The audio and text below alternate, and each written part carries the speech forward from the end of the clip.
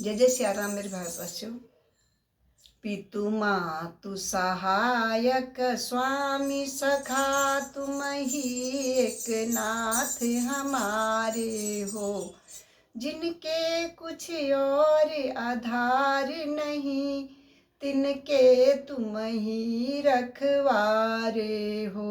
प्रतिपाल करो सिघरे जग को, अतिशय करुणा उर्धारे हो।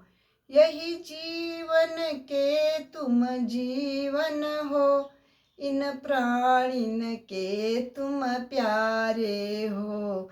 तुम सो प्रभु पाय प्रताप हरि, केहि के विधि और सहारे हो।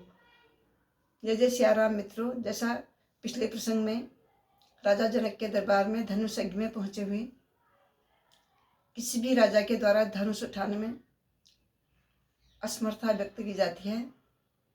एक साथ 10,000 राजा मिलकर धनुष उठाते हैं, लेकिन तिल भर भी जमीन से हिला नहीं पाते, जिसके कारण व्यथित होकर राजा जनक कहते हैं कि हे भगवान, हे जगदीश, यह पृथ्वी वीरों से विहीन हो गई है।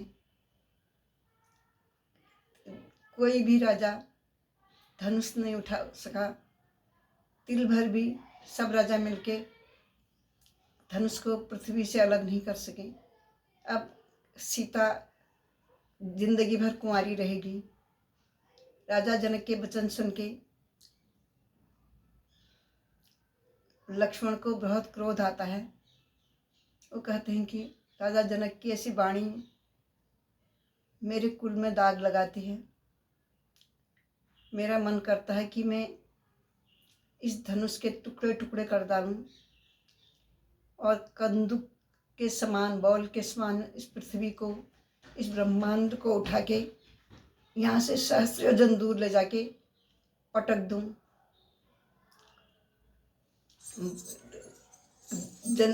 लक्ष्मण के वचन सुन के श्री रामचंद्र जी कहते हैं कि हे भ्राता, धैर्य धरो।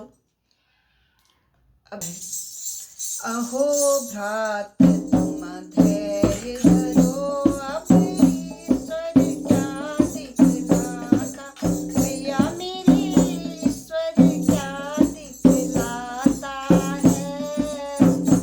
इस अहो भ्रात तुम धैर्य धरो, अब ईश्वर क्या दिखलाता, भैया मेरे ईश्वर क्या दिखलाता है।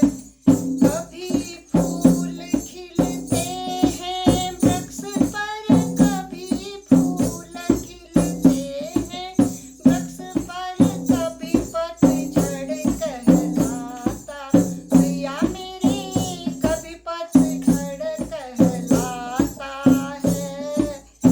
किसी को राज दिया पृथ्वी पर, किसी को राज दिया पृथ्वी पर, कोई योगी जन कहलाता, भैया मेरे कभी योगी कहलाता है।